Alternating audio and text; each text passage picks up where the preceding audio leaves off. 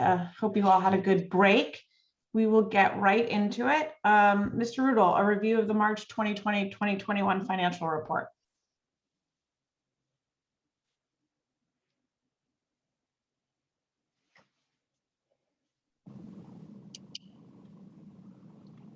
Should you bring up the memo? Can you hear us now? We can. Michelle, bring up the memo. You just might need to speak up a bit. Thank you.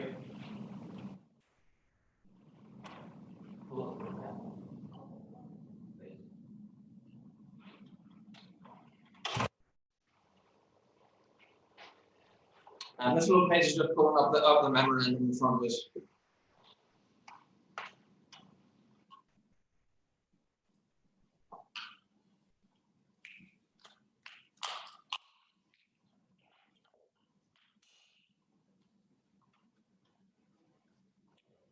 All right, so this is the financial report through March. We are currently projecting a year-end surplus of $1,146,836. This is increase from a previous report of $870,350. So the large changes are, we are changing our excess cost reimbursement forecast from 75% to 80.7. So that adds about 191,000. While this number is not finalized, we did reach out to the State Department and ask what their preliminary review is. They did send out a schedule saying at this point it's 80.7%.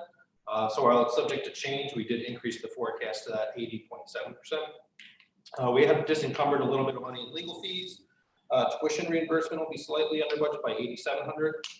As we mentioned at the last meeting, we are now reflecting the resignation of both program coordinators. The previous report only had one. Non-public out-of-district tuition is slightly higher at $18,000. We have disencumbered some funds for diesel fuel related to the buses. This is due to remote days, hybrid days for buses. This was done prior to the remote week for this week. So we would expect in the April report that number will probably increase slightly as well. We did have a couple of withdrawal of students in the LP. And then we will have a couple of transfers into the COVID budget, one for $11,145 for the vaccine clinic, custodial overtime of 20 is the forecasted deficit, and some slight increases in plexiglass at 2,800. The ESSER 2 grant is reflected in this for $596,805. A slight update to this. Thank you. A slight update to this: the State Department has approved this as a. Rich, can I ask you to pause for a second? Michelle, can you scroll down on that screen?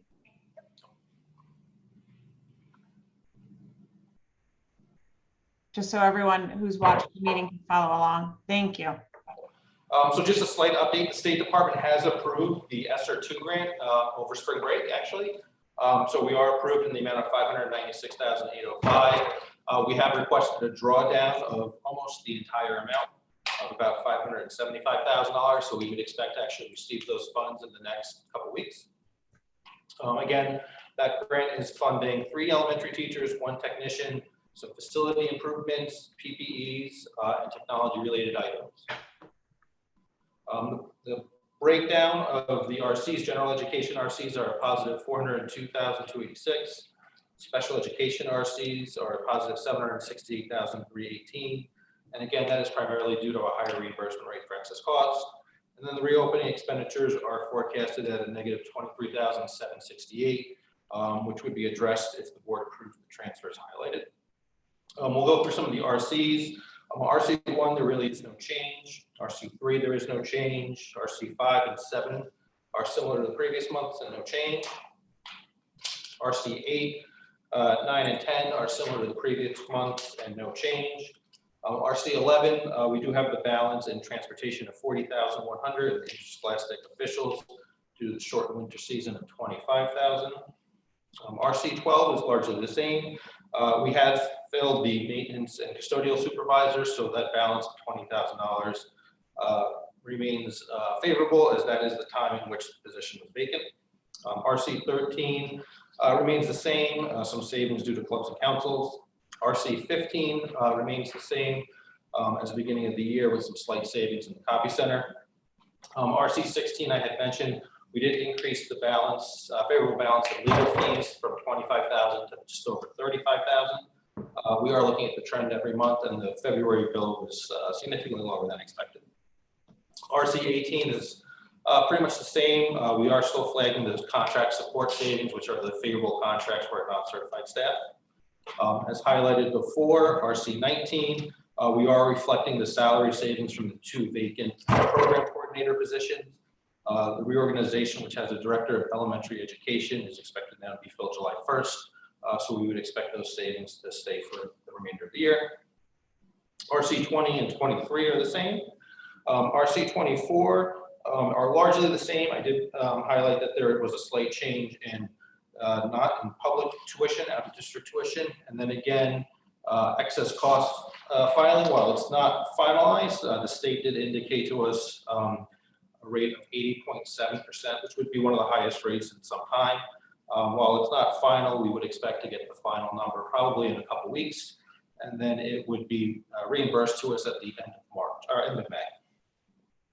RC 25, regular transportation. We did flag this earlier, some savings in diesel fuel due to some remote sessions and hybrid sessions. This will likely increase because of the remote week this week.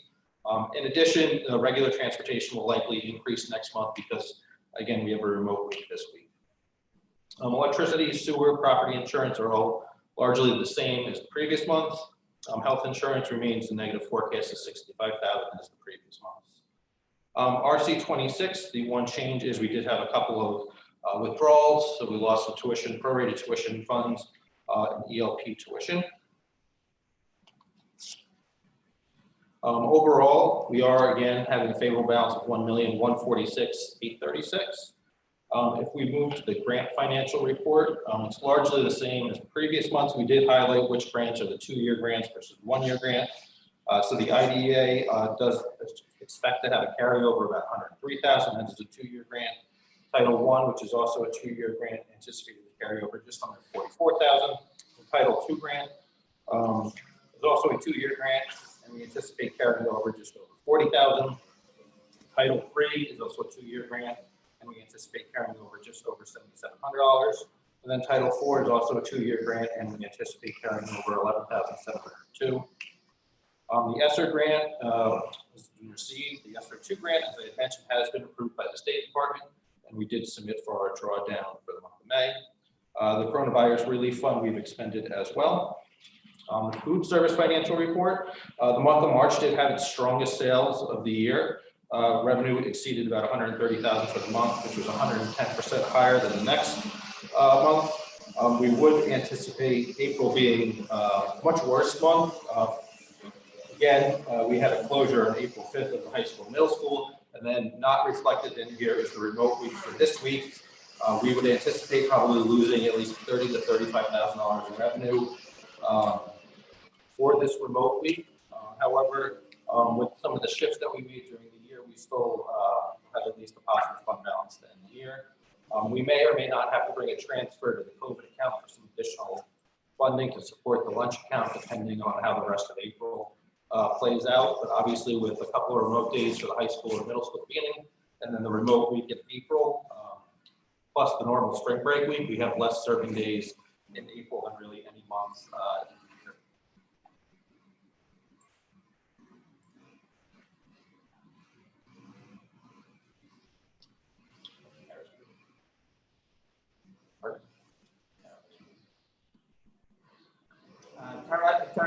Tara, can you unmute? Or Oh, sorry. Thank you. I'm just board questions. I do have questions, but I don't know if you can see me. No, we can. Go ahead, Mrs. Ritchie. So I have a couple actually. I actually have more than a couple, but first of all, Rich, thank you for this detail. It's great. I just wanted to go over, obviously there was a significant change in terms of projected surplus for year end. And you give us good detail. I'm just missing about 20,000. So maybe that off the top of your head, you can, because I see that the difference is at about 276,000, but the list that you gave us is 256. So just wondering if off the top of your head, if there's a big number that jumps out that you could tell us about, or I can certainly back into it on my own. So on the PowerPoint that's included in the packet, I think it's slide 5, you'll see that it changed from forecast of the prior month, which details out all the items. So it is the excess cost reimbursement of 191,000. Salary savings over and above the February report, which is 67,000. Diesel fuel 45. Some savings in materials, equipment, and travel 23. District legal fees over and above the previous month, which was 10,000. The tuition reimbursement 8,700. Workers' comp was about 1,300. Some salary, a negative 306. The COVID accounts that we had flagged, for the plexiglass vaccine clinic, and then the YMCA, the ELP tuition withdrawals, the out of district public tuition for 18,000, and then the custodial. Okay, thanks. So you said that ESSER 2 grant has gone through, it's been approved, but we haven't submitted everything. When do you anticipate submitting the rest of those requests? So we've submitted everything. You can only draw down expenditures plus a month forward. Okay. We drew down 575, and really the difference is the salaries related to the payments in June for the 4 employees that are in the grant. So since they haven't technically earned that money, we can't draw down that money yet. Gotcha. So next round of drawdowns, we draw down the full amount. Okay. One second, Deb. Sure. Hang on 1 second. Rich, can you just remind me on the deadline for spending the ESSER 2 grant? It's September 2022. Thank you. Go ahead, Mrs. Ritchie. Sorry, I mean, anyone else can jump in if they want. I have a bunch of questions, so. Okay, well, let's pause for 1 minute and I'll come back to you. Sure. Mr. Senior, Mrs. Parent, anything? Mrs. Parent, sorry, I saw Sarah first. Can you give just a little more detail as to what the 11,000 for the COVID vaccine clinics, like, is that solely to pay the nurses, and can we expect that going forward for the student clinic? It is to pay the nurses. I believe the student clinic's at the Lord and Taylor site in Stanford, so I don't know if we'd actually have staff there. Yeah, I would have to check with Alicia whether we are actually staffing that. I'm not sure that we are. So I would, go ahead, Mrs. Parent. No, go ahead. That was Mrs. Ritchie. All right, Mrs. Ritchie, go ahead. Just following up on that, could we just have more detail? It seemed, I guess, correct me if I'm wrong, we had 2 days of clinics for the staff, 1 for the first dose, 1 for the second dose. Is that correct? That's correct. Yes. And I'm curious, is it typical? I don't know how it works with the town side. So are they typically volunteers when it's just the town clinic? And for the school clinics, for the teachers, we paid staff to come in. Is that correct? We had to pay the nurses to run the clinic and administer the shots. Right. So that's different than how the town runs the clinic. So was this a town run clinic or was it a district run clinic? I'm a little confused. Well, I would characterize it as a time run clinic for our staff. I mean, given the pandemic nature, the first selectman has indicated their willingness to pay if we needed them to pay for this. So that's a decision we just need to make, whether we show it as we're showing it here, or we're seeking some sort of a reimbursement. Well, I mean, honestly, this is a transfer, correct? So honestly, it's sort of a little cart before the horse, because we've clearly already had these clinics, so those expenses are sitting out there. And I'm fine paying for the expenses. I don't think that's a problem. I wanted to get more clarity on how the clinic was being run. If it was being run by the district, if it was being run by the town, if the town is charging us the $11,000, or how logistically that's working. So since there are employees, we do have to run them through our payroll, so that it's their W-2. So it's a payroll expense to the Board of Ed. Okay, I have some questions in there though. Mr. Sini, was that your hand raised? I couldn't tell. I can only see your shoulder. Was your hand raised? Can we get the presentation out so we can see all of us at once so we can raise our hand? I can't see myself even. Oh, okay, great. Okay. Thank you. I was just going to comment, why don't you guys go down the line of questioning, because I have a different line of questioning if you're going to focus on the clinic stuff. Okay, I do have a question on the clinic. I think Mrs. Ritchie's question is a good one, and it's very unclear to me. It would seem to me that this is if we are paying for it and looking at a transfer of $11,000, this is a district clinic. While I'm happy we did it, I did ask in February to be kept abreast of these expenses, so it's a little hard to see them now. Certainly, I think the health department has done an amazing job coordinating with Alicia to get this done. So I don't think anyone is looking at the end result, or I won't want to speak for Mrs. Ritchie or Mrs. Parent, whose questions were. We're happy with the end result, but we're trying to follow the money just so we know and can make informed transfers. So Dr. Adley, then when you say, well, the town is willing to pay, what are you asking this finance committee to consider? Because we need to go to the Board of Education and make a recommendation. So if you can just be clear what you're asking us to consider so that we know what we're going forward with, that would be helpful. I think that, look, we're fortunate enough to be able to collaborate around this particular project. I certainly don't want to be dismissive in the sense of saying it's the same path. It's not the same path in that regard. But given the fact we're in a pandemic, I've put it in here. I think that's honestly a board and more political decision than anything else in many ways. So I'm at the board's pleasure as to how I'd like to do it. I would keep it here, but that being said, because it's very transparent as to where it is and where it's coming from, but I understand the question and in terms of the technicality of where should it technically reside. So I don't think anyone is looking to make this a political decision. I think what we're just trying to understand is on the town side, my understanding is all nurses are volunteers. And on the school side, it looks like we paid our employees. And if we promised our employees that we would pay them, then I do think it's our responsibility to do so. And if we can do so within our budget. Again, I'd go back to the original management and setting up these clinics, which is why the board asked to be kept abreast of the situation. That's the confusion. But I don't think this is a political decision at all. I think this is a financial decision. And I just want to know what exactly we're recommending, and also want to thank everyone on both sides, town and school, for making this happen for our teachers. That's where I lie and have a little bit of trouble just understanding this transfer. Now this money has been paid out and these employees are expecting or to be paid. So I want to just wrap it up and be done with it. But I do wish we rolled it out slightly different. Okay, well, I do hope the board didn't feel as if we weren't that we weren't paying our nurses. I thought we were always on the understanding that we're compensating our nurses for that. But I understand the question from a perspective of how the town run their clinics. The way I respect that. Does anyone else have questions on this line before we move forward? Or Mrs. Ritchie, do you feel like you had an answer to your question?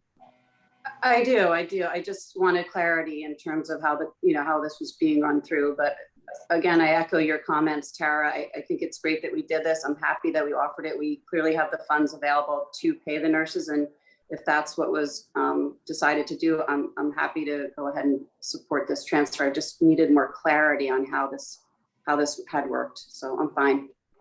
Okay, Mrs. Parent? Sorry, I just think going forward, if we do have to pay our staff for the student clinics, just so we are aware abreast of that, kept abreast of that before the clinic actually happens, but it sounds like that may not be the case, so. Yeah, if we could just confirm what our costs would be going forward to get this done for all our kids over 16. I think my feeling is that the school, it would be best for our school district if we could, but let's just understand whether that's the district or the town is offering that to 16 and up, just so we all understand our responsibilities, which clearly are changing during this COVID environment. Thank you. Understood. Yep. Mr. Sini. My question just, Rich, had to do with the legal expenses and the, they're coming in a bit lower than expected. Could you just comment on that $10,000, why we might be seeing that? So we do track our legal expenses every month, and we have an assumed forecast of what we'll spend. So while this is the March report, we've actually only been billed through February. The February bill was significantly lower than forecast, and was actually the lowest month of the year. So because of that, we disencumbered that difference in what we would have assumed between for February versus what actually got expended. So that added that extra $10,000 to the pot. So basically, it's just less activity, conversations, consultations. So less calls to the attorneys, less need for meetings or things like that would have been billable hours. Thank you. Rich, can you talk a little more for us to have a surplus this large is unusual. Everything about this year is unusual. And quite frankly, an 80% reimbursement from the state is something I at least haven't seen in over a decade. So can you talk a little bit so that we have kind of on the record, I don't want anyone to think that this is an over budgeting situation or that we can sustain $1 million cuts. Can you talk a little bit about the uniqueness of this? So probably about a third of the surplus relates to excess cost of that 1.1 million. And so typically there's really two reasons why you might get more money in excess cost. The first reason is you spend more money. So if you spend more money and you had more students hit that threshold or exceed that threshold, you're going to get more money back. But there's also somewhat of an offset because your expenses are higher, whether it's tuition or transportation or contract speech, OT, PT, things like that. That's the more typical reason why you might get more excess cost money. The reason for this year isn't necessarily that we spent more money, it's that the state's reimbursing us more money. That almost never happens. The 80.7 is going to be one of the highest reimbursement rates in a decade for the state of Connecticut. Part of the reason for the higher reimbursement rate is the fact that most schools throughout the state were either closed or hybrid for a good portion of the year. And so their expenditures were much less than anticipated. So districts like Danbury, for example, Bridgeport, Norwalk, Stanford, large districts that might have large expenditures that could be submitted didn't quite have that this year because maybe they didn't have transportation, they weren't open, maybe some of the out-of-district placements were closed, or maybe they didn't have much speech services or OT services because they weren't in school. So when all 169 districts submit to the state, if the submissions are lower and the budget of the state is flat, it's going to drive up that reimbursement rate. And so that's really what we saw this year. In addition to that, roughly a third of that surplus being excess cost, we did have 2 resignations in the curriculum department, which probably were not exactly anticipated. We can probably look at that as a 10% of that surplus. So between just those 2 items right there, you have over 40% of your surplus really from those 2 items. Then the other item is out-of-district transportation. We are transporting students where their out-of-district facility is closed or remote. So there's savings there. There's no expense associated with that. And then we've had some utility savings, whether it be electricity because the buildings haven't been fully open, diesel fuel savings because we haven't been transporting as many students on as many days. We've had less school days. We've had remote days like this week. So those probably 4 bucket areas represent half of this. All of those items are not typical items that you would see every year. We wouldn't expect to have the buildings closed every year. Since us having less electricity costs, we wouldn't expect not to run buses 180 school days a year. So you wouldn't expect to have that much saving in diesel fuel. We certainly wouldn't expect the state to reimburse us almost 81% for excess costs. And we certainly wouldn't normally expect 2 administrators in 1 department to resign within a year. And so half of that really relates to just those buckets, which are pretty abnormal for the year. Yeah, I just wanted to stress, look, we would love if the state was back to reimbursing 100% on excess costs as a regular, as the, let's say, algorithm was intended. But this is kind of a number we've never seen before. We would not anticipate that going forward. And, our district is lucky to have been open. It will certainly help to receive these monies, but this is not a matter of us over or under budgeting or not budgeting correctly. This is a situation of, in some ways, found money due to the pandemic. Mr. Cini. Yeah, and I might even kind of shift your comments in a different way, in that this is net of the $1.7 special appropriation we got from the Board of Finance. If you back out that, we're actually running a deficit of about $550,000 based on all those COVID-related expenses. And that includes a number of grants as well that are probably one-time in nature, or shouldn't be counted on as recurring revenue sources. So I think, net, this was an extraordinarily difficult year, even mid-year, to budget for some of these things in the unknowns. And so that appropriation now in hindsight might seem, too big, but we had no idea what as Rich just talked about, some of these reimbursements would be and what these grants might be. So I echo your thoughts, though. Let's not assume that we can find $1.146 million in every budget. Yeah, I think Mr. Sini's analysis there is an important one, and I would agree with him to remember that if it weren't for all the grants and appropriations, we would be running in the red. So anyone just tuning into Finance Committee meetings now, I don't know that we can promise you, nor would we want to be promising you $1 million surpluses in years to come. But they're nice when they happen. Sort of. They are, but it's an anomaly. And I think it's important for us to all recognize that this is, as Mr. Sini has stated, this is an extraordinary year and so much uncertainty, so much unpredictability. And as we go back and look at ECR, I'm actually just flagging it for next year because I think we're going to see a dramatic shift in that as more people are back in school, more services are submitted to the state. I think that we have to be very cautious as we move ahead and you know, just echo the comments of Tara and John. I agree with them. Okay, so is everyone good if we move along? I'm sorry, no, I have another Okay, question. this is Rich. Sorry, I want to go to food services because it's something that's just, it's concerning me because it's usually a self-funding program that we have, and clearly it's struggling right now. And as we just heard Rich state, and we could be looking at another 30 to 35,000 in losses due to school closures. So I just want to touch on that a little bit as we see the fund balance start to creep down, and it's not typical that we have such a low fund balance going into our next fiscal year. So as we see another potential $30,000 to $35,000 hit to that account, Rich, how are we prepared for next year? You did mention some potential transfers. What do we need in that at year end to start up the school year? So I think ideally we'd like to have about $100,000 in that account, which is where we're at prior to this week right now. So it'll largely depend on how sales look, you know, from this period to the end of June. It might be that we have to make another COVID transfer where we reclassify a portion of expenditures out of the food service account to free up some of that those funds into next year. The reason to have a fund balance in an agency account like this is if, for example, a freezer goes down or something happens where you need an immediate approval, you want to be able to fix it so that you're not halting lunch operations for the students.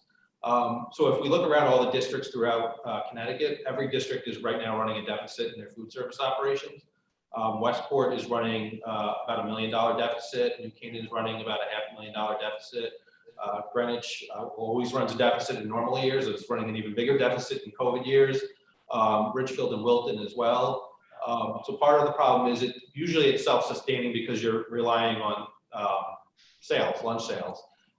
With students not in, there's obviously not sales, and we still have some fixed expenditures. We still have our dairy and public school employees. Chartwell's has furloughed employees in order to bring down some of those costs. They've changed some vendors to get more rebates and pass those rebates along to us. But I would think we try to have a target of about $100,000 in fund balance at the end of the year. Okay. I would imagine as well, there'd be a lot of pre-purchasing as you prepare to start up operations for the new school year.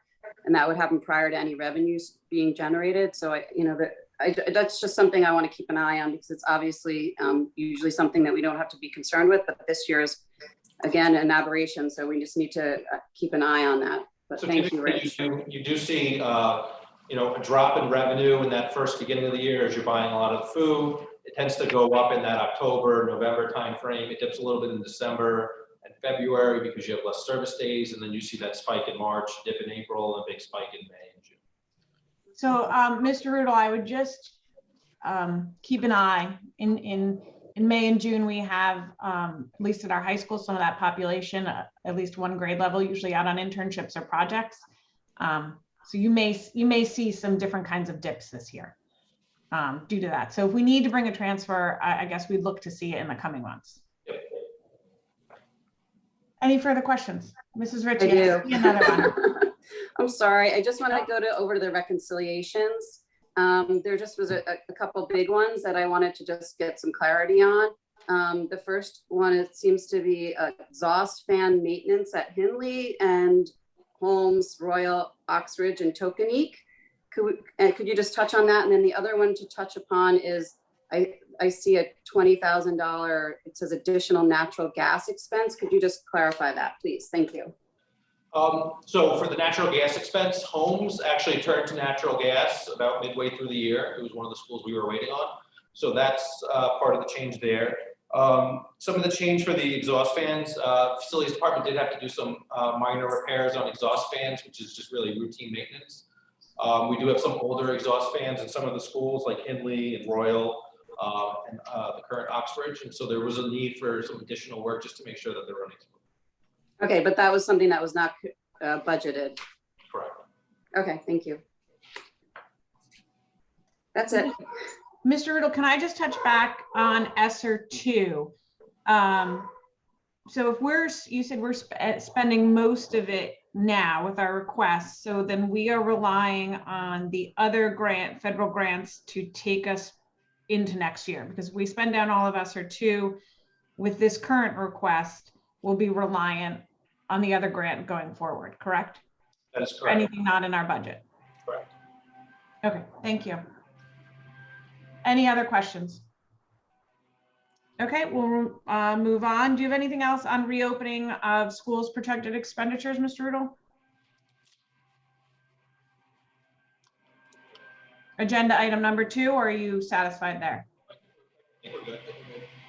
Okay. Can we walk through the budget transfers, please, for 2020? No, I'm sorry, Tara. I had something on the on that item. Go ahead. Sorry about that. I wanted to touch on the YMCA. So we're making a transfer for that. So that says to me, we requested a bill and received one from the YMCA, and there was an adjustment. So we did receive the bill. We haven't paid the bill. We got the bill right before spring break. There were some additional usage for gymnastics primarily, which drove that bill up, and then a little bit for swimming. In total, it was $4,900. Thanks.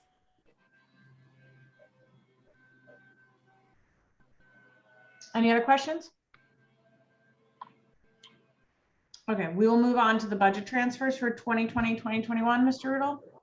So the first one is for $11,145, and that is to pay the nursing staff for the COVID vaccine clinic. This money would be coming from savings in diesel fuel. The next is $20,000 custodial overtime, savings coming from diesel fuel. We have had a need to bring in some additional custodial help at the high school and middle school primarily. So these funds would help support that. $2,800 to replace some plexiglass. We just had some of those 4-way plexiglass dividers in the elementary school. Some of them broke, and so we obviously had to get them replaced. And so just a few more funds for that.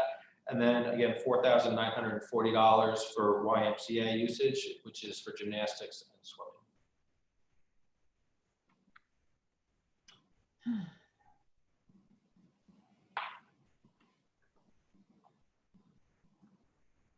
Any questions on the transfers?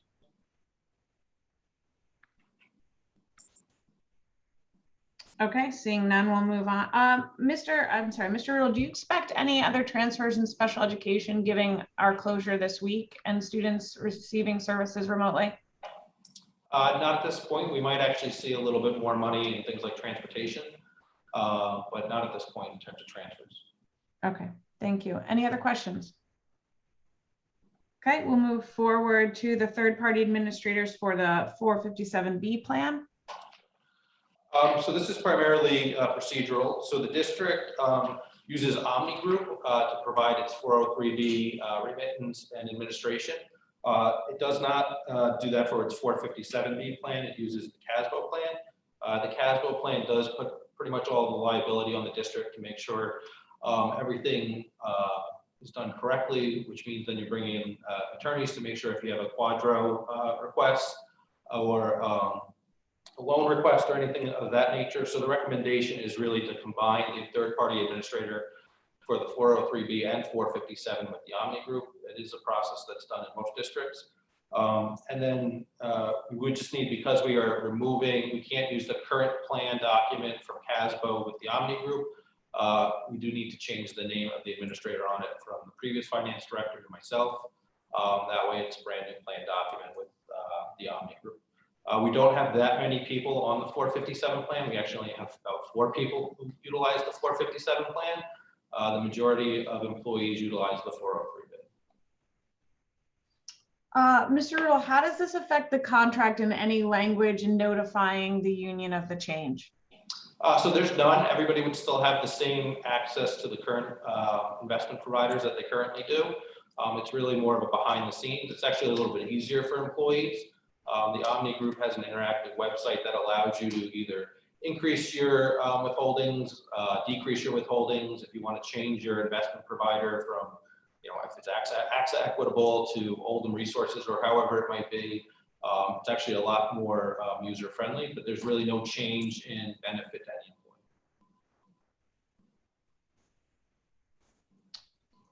And have they been alerted of this intended change? The employees or? The employees. No. Okay, do you anticipate any concerns? No. Any other questions?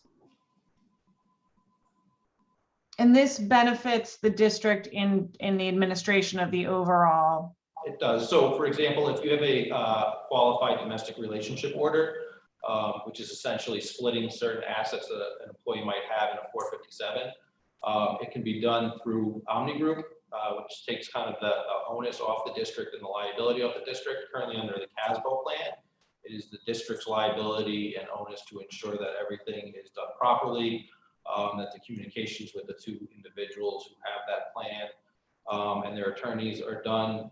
It takes that burden off the district and that liability off the district. And is there any additional cost to the district? There is not. Okay. Any other questions? I think your question about the respective bargaining units we did discuss, but just as because sometimes in contracts or in policy it does discuss those types of things that they have to be involved in that. That's not the case here, but certainly just as a courtesy to them, I think we would. No, that's exactly why I was asking. I didn't want to end up back in bargaining for making a change without letting the union know. So if this is exempt from those clauses within the contract, that's fine. But I just wanted to make sure, should they need notification, they had received it. Any other questions before we move on to public comment? Okay, public comment? Michelle, are you there? Good morning. Yes, I am. Sorry. Good morning. If there's any public comment, please use the raised hand icon. Once recognized, please state your name and phone number. No, address.